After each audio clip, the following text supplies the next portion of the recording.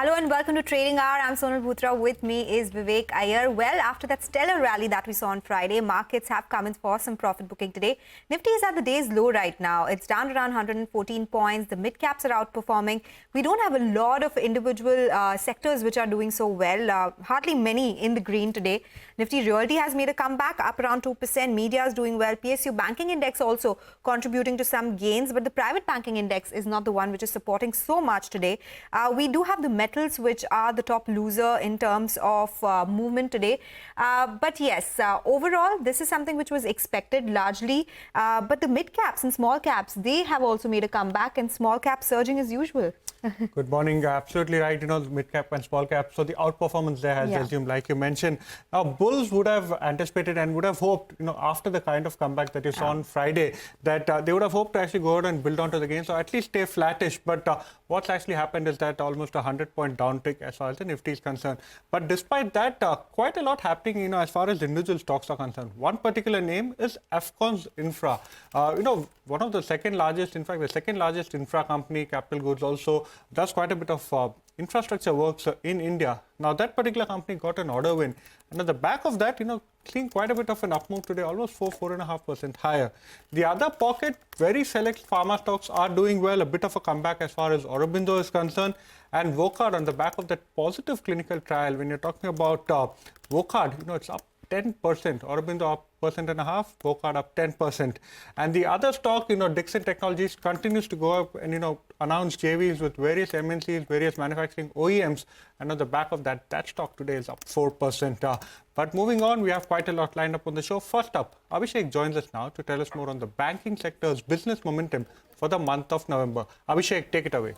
To begin with, Vivek, this momentum continues to slow down with respect to, YOY growth numbers that you are seeing on the deposits as well as advances front. So deposit growth is at 10.75% year on year, which is the lowest that you are seeing in last 9 fortnights. Credit growth has come in at 10.64% YOY, which is one of the lowest in last 68 fortnights. And I just compared the data of November to the fiscal year. Over the last few years, what is seen is that whatever number has come in for November, that has been reflected in the fiscal year and as well, plus minus just 25 basis point or 50 basis point of growth rate. So this number looks to be a bit of worrisome. Deposit growth, however, continues to outpace the credit growth for last 3 fortnights in a row. Credit deposit ratio remains elevated at around 79.5%, which is the highest that you are seeing in last 5 fortnights. M3 growth, YOY, that is year on year, is at 11 fortnight low of just 10%.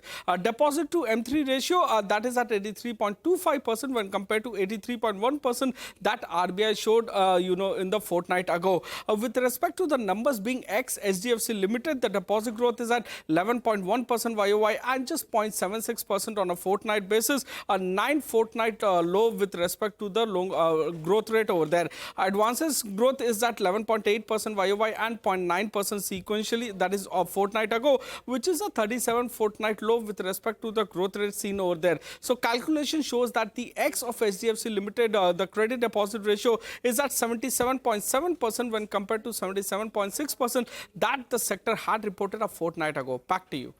All right, that is the update coming in from the banking space. But with that, let's move on because there are a lot of stocks which are on our radar. HBL Power is one of them.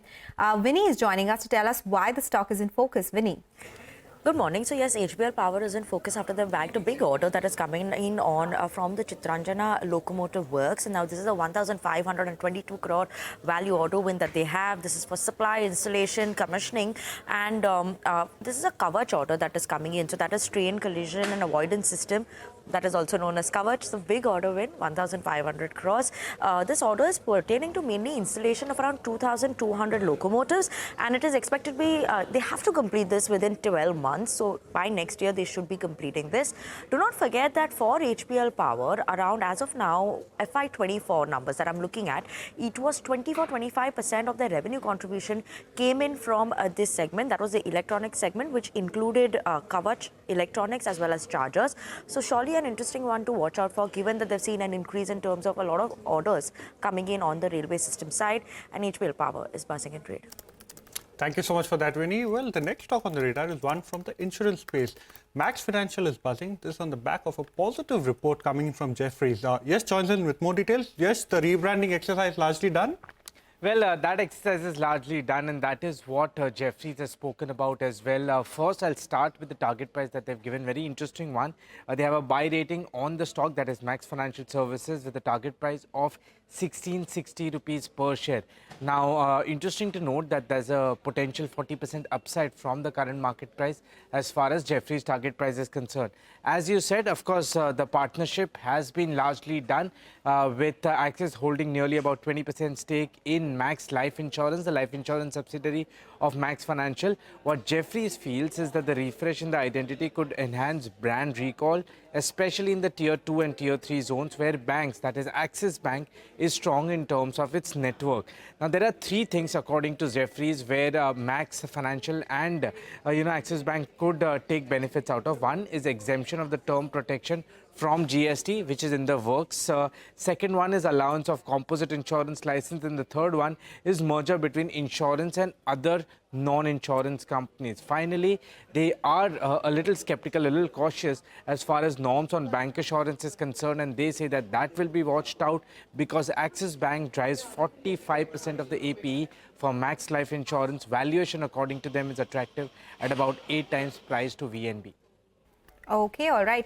That is about Max Financial Services. Thank you so much for joining in, Yash, with the details of that Jefferies note.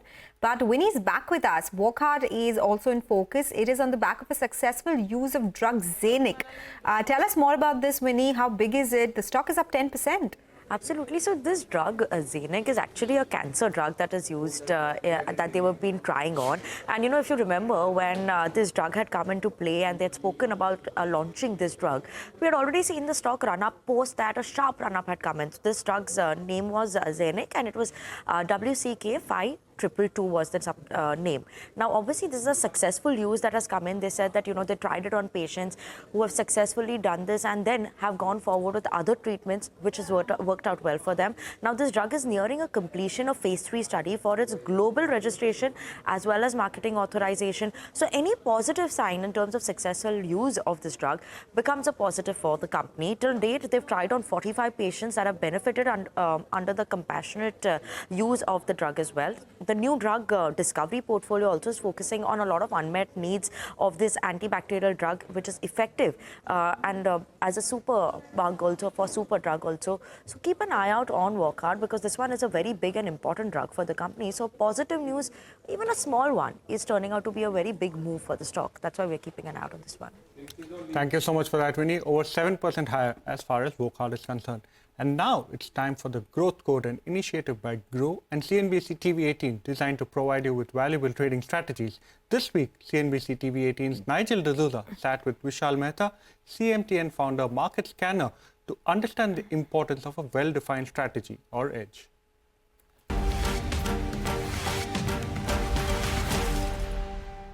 Why is it crucial for traders to have a well-defined strategy? Also, what are the risks one should consider before entering into the market? A lot of people think that to get into a trading, you just need a demat account and money in your account, right? When it comes to business or even if professions, right? If you want to become a doctor, you spend about 15 years to study and master it. Engineer, the most important thing in like any business is you have to have a strategy and you have to have a capital. We as a retail trader are playing against some of the largest corporates who are with the best of the minds, best of the execution capabilities. So what is at our end is this strategy. Because without a strategy, you are in the jungle and ready to be killed.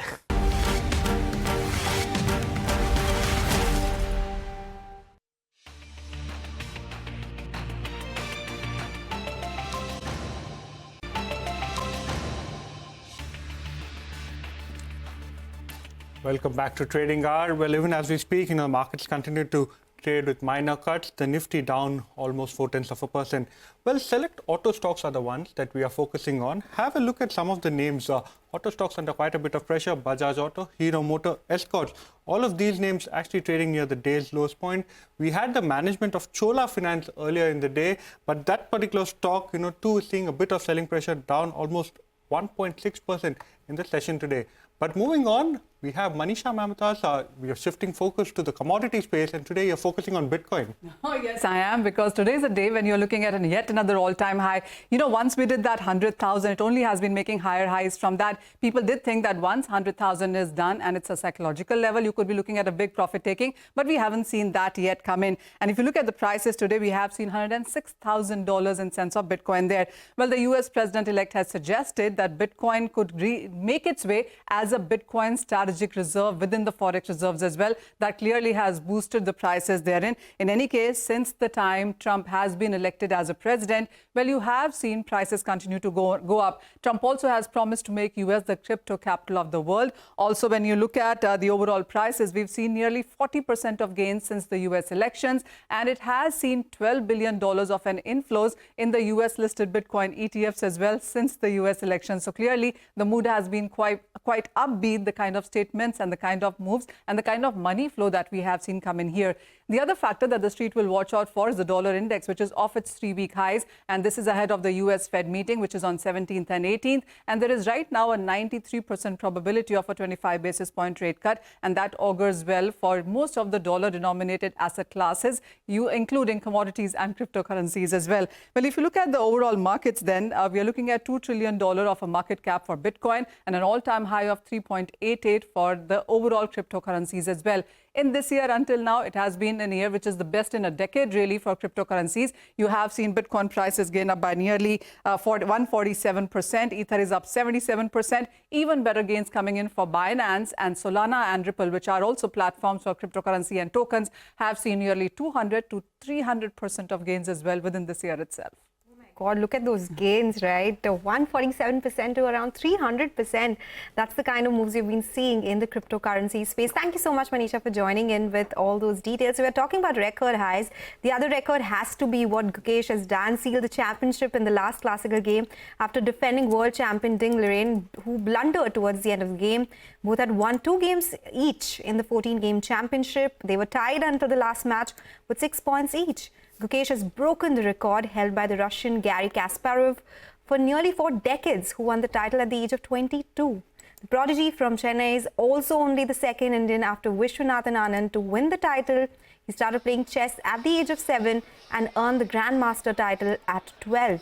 President Draupadi Murmu and Prime Minister Narendra Modi congratulated the young prodigy on social media, calling his win the result of unparalleled talent, hard work, and determination. And he's been getting a lot of congratulations, a lot of wishes. Elon Musk tweeted for him as well.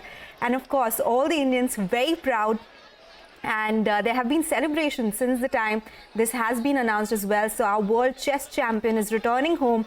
And look at that crowd. This is how these heroes should be celebrated, right? And this is exactly what's happening. He's arrived in Chennai and getting the grand welcome that he totally deserves, Vivek. Well, what inspiring scenes. He's at the airport now. Hardly can see him given the kind of media attention he's getting.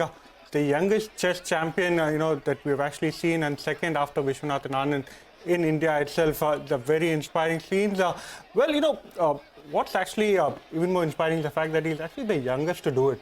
And this is something that when you're actually talking about, it's such a great feat at this young age to actually go and pull it off.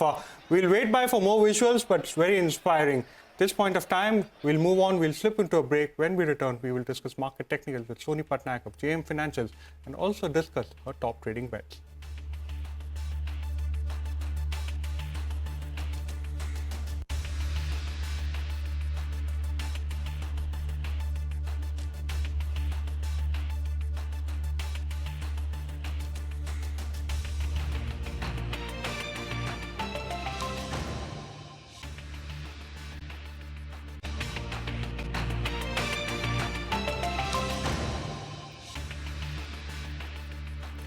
Welcome back. You're still tuned into Trading Hour on CNBC-TV18. It's a good time to get a technical check on the market. Soni Patnaik from JM Financial Services is joining us for just that.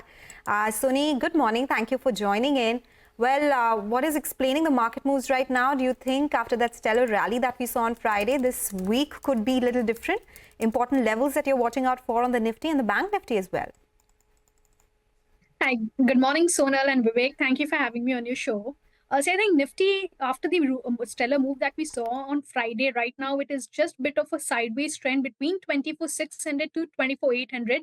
It may remain so for a day or two. 24,600 holds as a very strong support. The next leg of rally in Nifty can be seen once it breezes past the 24,800 or 24,850 resistance.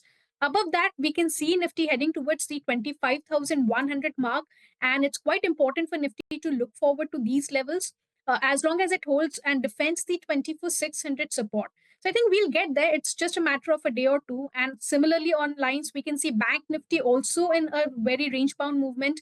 So the next leg of rally for Bank Nifty can be seen above the 54,000. It's holding above a 53,000 mark support on closing basis. So this also is in sideways, and the next support or the resistance once it crosses the 54,000 mark, you can see it heading towards the 55,000 mark. Both the indices have a similar structure. It's like a buy on dip structure that has been formed since Friday. And as long as the supports are intact, I think we can continue and to look for the upside. Thanks for that, Sony. Sony, what are your individual picks for the day? So Vivek, the first buy would be in Indian Bank. So Indian Bank has seen fresh longs today of 4%. It's a new entrant in the F&O space. So one can buy Indian Bank in futures around 587 odd levels. In futures, one can keep a stop loss of around 575, and a target of 610 to 620 can be seen. And the second buy is in Tube Investments of India. Now, that is also a new entrant in the F&O space. The stock has been seen crossing its 20 exponential moving average on daily charts. So one can buy Tube Investments of India for targets of 3,800 and 3,820, keeping a stop loss of 3,650. Okay, all right. So those are the two stock picks by Sony. Thank you for joining in today and giving us all those updates. By the way, from the broader markets, there are a lot of moving parts. So let's just quickly look at them. Spark, for instance, is up around 10%. We have been talking about pharma stocks being in focus, be it Aurobindo Pharma, be it Wockhardt as well. Spark is one of them, which is up around 10%. The recent listing, Enviro Infra, has also surged. It's up around 9% as we speak. Zen Technologies is up 6%. We have Avanti Feeds, which is up 6% as well. So a lot of moving parts that you should keep on your radar as well. We'll do one thing. We'll slip into a short break. Up next, we'll discuss the market fundamentals with Rohan Mehta from Turtle Wealth PMS. Stay tuned for that conversation.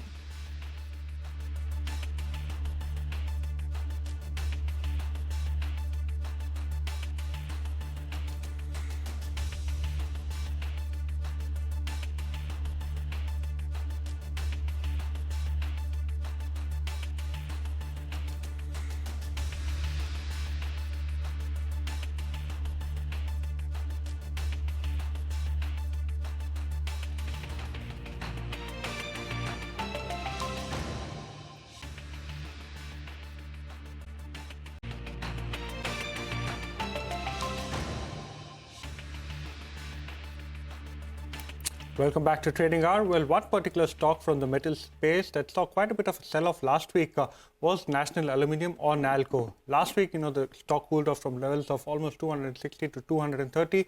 And today, once again, the stock is at the lowest point of the day, down another 2%. So almost a 10 to 12% downside is what this particular stock has seen in the last 5 to 7 trading sessions. Well, moving on, Rohan Mehta from Turtle Wealth PMS joins us now to discuss market fundamentals and its top sectoral picks. Thank you so much for joining us, Rohan. Now, welcome. We're almost at the end of Q3. So Q3, what is it that you're penciling as far as earnings are concerned? And especially, we'll be starting off or kicking off the earnings season with the IT pack. So what's your view over there? Yeah, good afternoon. See, we at Turtle, we have consistently seen the numbers very closely of 750 total index of the last quarter. And what we see is, the last numbers were not very good. From 750 companies, only nearly 140 companies made an all-time high pack. Last 2 quarters also were not good. The financial quarters, what we see, the demands were not very, high, the sluggish, and then there will be an environmental change. This quarter has been decent by what we are listening to management, the promoters, that it's picking up very well, and let's see how the things, meet up. But I think so this quarter will be better than the last 2 financial quarters we had. And looking forward on the sector side, we feel that IT and the capital market sector, these are the only 2 sectors which are outperforming markets currently, and that's where the opportunity are looking forward for on the growth side. Okay. Rohan, we have been speaking about how quarter two was weak, quarter one was weak in terms of earnings. What have your conversations been like with companies across segments? Is there a definite recovery that has come by in quarter three, and is it something that they see sustaining in quarter four as well? Just your earnings outlook for FY25 and FY26 as well. As generally we don't see on a year-on-year span, rather we see on quarter-on-quarter. The last 2 quarters, what it had was one was a heat wave in the first financial quarter, and then second was a bit of rain. And this quarter has been decent, but still not that great, which we can look forward for on a margin where the numbers are going to be exponential than what we expect or the street expects. So that is the reason what we see is that now there is an extremely sectorial change into markets. I'll share you a very interesting data that, from last 20 years, there has been 14 times market has corrected more than 10%. And every time when market does a new turnaround, there is a new sector. So what we feel right now is that the capex story is now going to get paused and the opex stories is now going to get started. So now we see that Nifty IT from last 3 years has been sluggish, and now we see it has to be rising on, and the same the capital markets for it. So what we find now opportunity not more into the capex side of the story, but more onto the opex side of the story, and specifically capital markets and IT looks very, very interesting. So our expectation is that these two sectors had seen a pause area. Now the wealth creation will happen more onto the OPEX side of the life. Okay, so you prefer OPEX over CAPEX at this point of time, and you're liking the IT as well as the capital markets play. Which sectors are you currently wary of? So in terms of CAPEX, taking a pause, like you mentioned, which sectors will you be booking profits from? Yeah, so we feel that auto is a sector where the pause may happen now, or we have started leaving one or two company aside. I think so. Everything has started to see a good pause, and it needs a pause, right? Because seeing the competition side and the demand has been much more higher than the supply. Supply has been much more higher than the demand side, and also we see certainly onto the businesses which are onto the power side, energy side, which has been too expensive, and the numbers are because the competition has gone so higher and higher day by day, so it's very hard to sustain this margins and come out with numbers. So power, energy and auto, we feel that it's a good point to take out profit and wait for, or maybe it's a sector rotation point of time. Okay, so some sector rotation which you'll be looking at. Rohan, do you track the chemical space very closely? Because FY23, FY24 weakish, FY25, no, still clear trends which are available in terms of commentary. Companies are still waiting for destocking to get over. You think this is one sector we can look at right now because they've corrected sharply, most of these stocks? Yeah, so if you see, I've been very closely watching chemical now, but chemical has a very variation of space, right? So we are very much interested into the agro side of the chemical, because still specialty chemical has not seen that much type of bullishness into it. So chemical in specific areas where the pharma concentrate are there, or an agro concentrates are there, there is looking much more better demand in comparison of a very specific specialty chemical. So anything which has an agro and anything which has a pharma molecule, which is interesting. So certain agro spaces, chemical companies which didn't do good in last 3-4 years when there was a chemical boost in the markets, are looking very much interesting. So not as a sector as a whole as a chemical, but yeah, agrochemical is a space to look for sure. Okay, so agrochemicals is something that you like. Want to turn your attention to the metals as well as the material space. Metals have been a significant underperformer, at least in terms of price action. And on the other side, cement stocks have seen a bit of a comeback, at least in the last 2 weeks, on the back of price hikes that have sustained. So what is your view going into Q3, and do you see any opportunities here?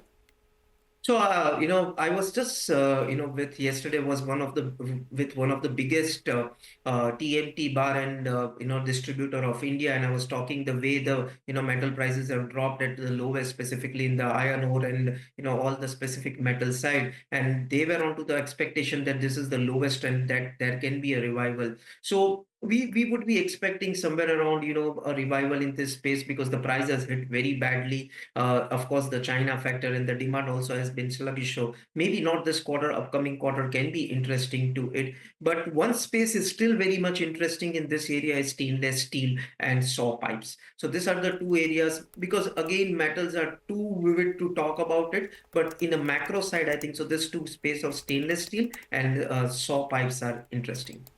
Okay, all right. Take that point. This is your take on the metal space. Last question before we let you go, Rohan. What about the banking space? Are you liking something in the banking financial space that you think could be the theme going forward? Yeah, so banking has seen a revival. I'll tell you, after 2.5 years, this is the first time Bank Nifty has, or the Fin Nifty has outperformed the Nifty, specific Nifty 50, and of course backed by backed by HDFC, and of course backed by certain banks. So we still like PSU. Banking space much more higher than the private banking space because that's where the value migration is happening around. So anything on the PSU banking space is looking a superior value for next 1 to 2 years. Looking forward, for what I can say is that how much growth we can expect is nearly about a double-digit growth, but there is nothing more downside to this space what we see ahead. So look at the numbers, look at what they have posted. Specifically, the larger PSU segment, PSU banking segment, has been phenomenal. So not to lose much, but a lot to gain more in coming time. Well, thank you so much for time, and thank you so much for giving us all of your views as far as your sectoral expectations are concerned. Well, moving on, as we slip into a break, here's some good news for our viewers. India's business news leader is now a click away. Introducing CNBC-TV18's all-new app. Get instant access to breaking news, in-depth articles, and financial world updates at your fingertips. Download the CNBC-TV18 app now from the Apple Store or Google Play Store.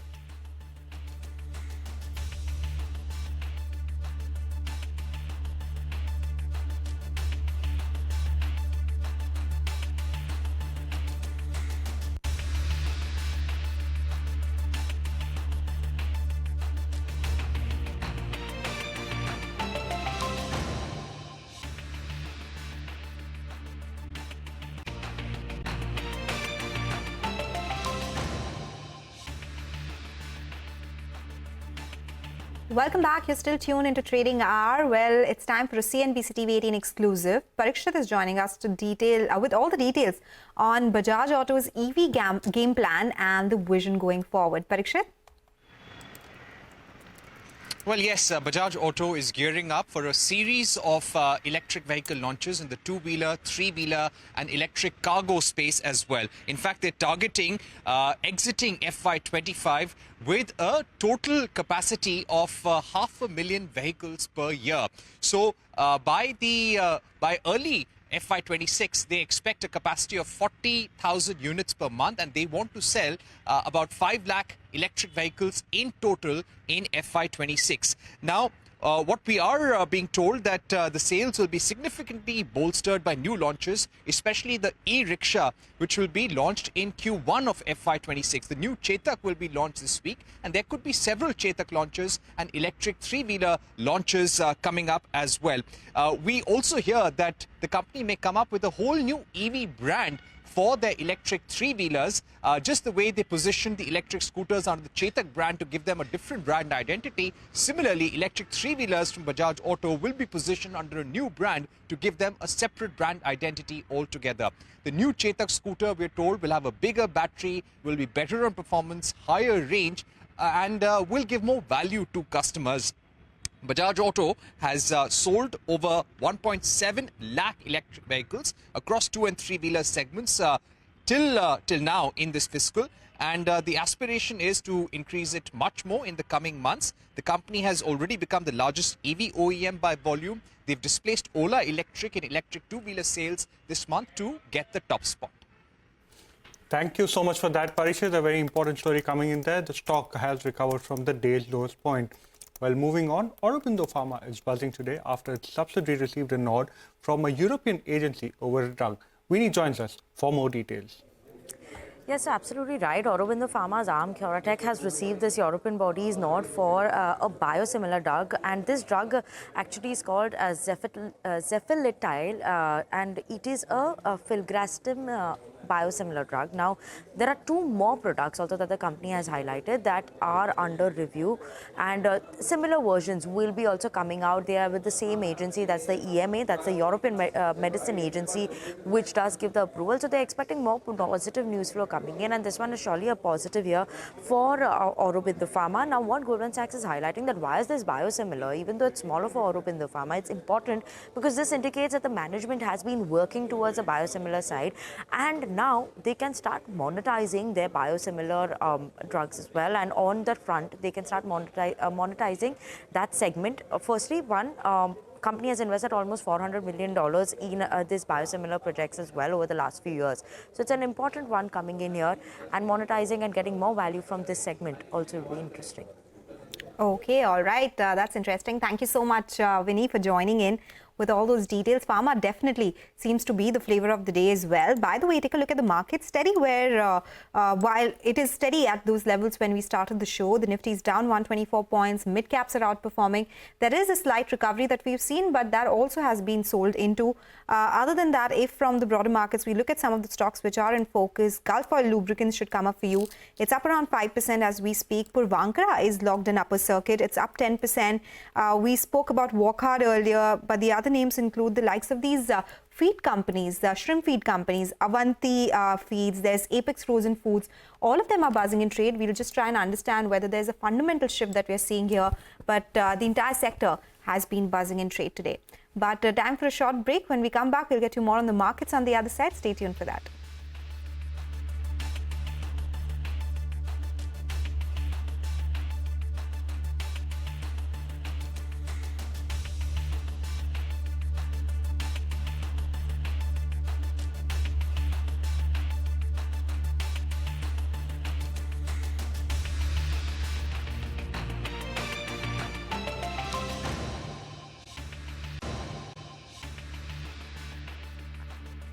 Welcome back to Trading Hour.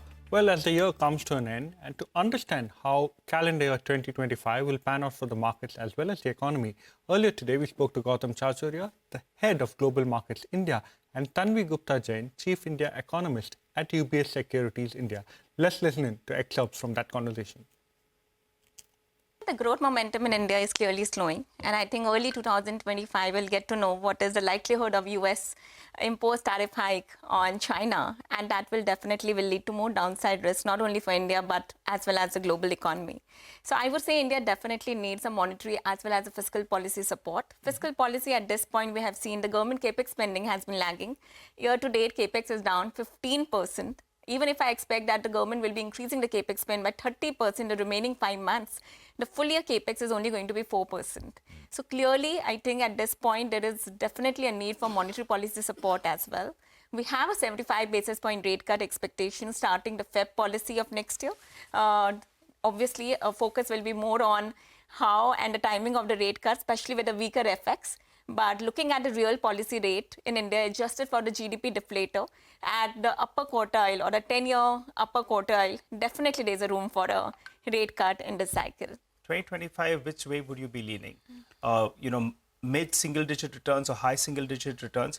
Or do you think that we could brace for a difficult year, which would mean a negative year in terms of equity market returns for 2025? Look, there are many moving parts, as always is. But, Indeed. Even more so now, given the global backdrop of post-US elections, the policy stance there, as well as, look, there's a lot of hope building out around fiscal and monetary. And I'm less worried about what happens to FY25 GDP print and what happens to 3Q or 4Q earnings. I think that's gradually getting priced in by the market. Market knows that growth recovery, if at all, will be slow. Yes. What's critical is what scale this policy stance happens at, and therefore what's the outlook for FY26. And I think that's where it boils down to whether it's going to be a tough year or whether it was going to be a single year, double-digit year. Look, valuations in India, I'll worry less, given the flows locally have remained resilient. And I don't see any reason, talking to all the key clients who have these flows coming in, it's stopping anytime soon. So if the flows will remain resilient, I won't worry about valuations or necessarily market correcting in a meaningful way. consolidation phase or single digit, double digit will depend, to me, boils down to policy stance and reforms agenda. And I'll not underemphasize the reforms agenda part. Look, India also has been a big reform story over the last few years, which has given hopes to market that the long-term growth in India looks exciting. That's taken a backseat along with the short-term earnings and short-term growth because elections, post-elections, now there's no election happening. There's no excuse. No happening for many months now. So whether we see a reforms agenda back on the table in the budget, post that, pre that, I think that also plays a role. Since you mentioned earnings a couple of times, FY26, what are you all penciling in terms of earnings? Because FY25 is not going to be as good as what we thought at the start of the year. FY26. Analyst expectations in India always is that you have a recovery next year and we go back to low double digits to high single digits. That's a broad range, depending on the sector you look at. But the question is not just that. It's what markets start believing in. If it's going to be a double-digit earnings growth, which is linked to the policy stance, I think markets will be fine. We should still expect a single-digit or even low double-digit returns. How was 24 in terms of, I mean, so UBS now, do you have a lot of mid-cap coverage, Gautam? Yeah, mid-cap, small-cap? Yeah. That's where the interest is, right? Isn't it? It still is. Because the larger conventional sectors, I mean, it's a bit thunder. Yeah. But broader markets, it's exploding. I mean, the interest levels, activity. So just, Absolutely. So look, that's a space we want to keep building our coverage on, but going back to where market interest is, clearly among the foreigners, if you go back long, many years, it used to be the big private banks, consumers, IT services, and that's what's been not performing that well in the last 2, 3, 4 years. The interest is broadened out dramatically. We all know, we spoke about industrials, etc. That's not going to change in a hurry. Even now, despite the weak earnings or earnings cuts, those sectors, the cyclical sectors, are still seeing good growth compared to the rest of the markets. So I think that's a continuing trend, and that's what we want to tap on by expanding our coverage. Even today, investors' interest, like we had a conference a month back, the foreign clients, they were more interested in looking for bottom-up ideas around the mid-cap space. So that space is continuing. Very interesting conversation there with UBS Securities. Well, let's take a look at the markets. The mid-cap and small-cap end of the markets are holding out quite strong. The mid-cap index down up almost 0.4%. The small-cap index too up almost 0.5%. Some individual stocks to watch out for. Have a look at two names from the real estate space. The first name there is Oberoi Realty. The stock today is up almost 5% in the session. And the other name that we're looking out for is DLF. Oberoi Realty up almost at 2210. DLF2 is up almost 2.5% in the session today. The other couple of names that are doing quite well from the agrochem as well as fertilizer space are two names. First up, have a look at Chambal Fertilizer. The stock is trading near the day's highest point. And the other stock that's doing quite well is Coromandel International. That stock too has seen a move to the high point of the day. But with that, it's all the time we have on this edition of Trading Hour. Stay tuned. Halftime Report is up next.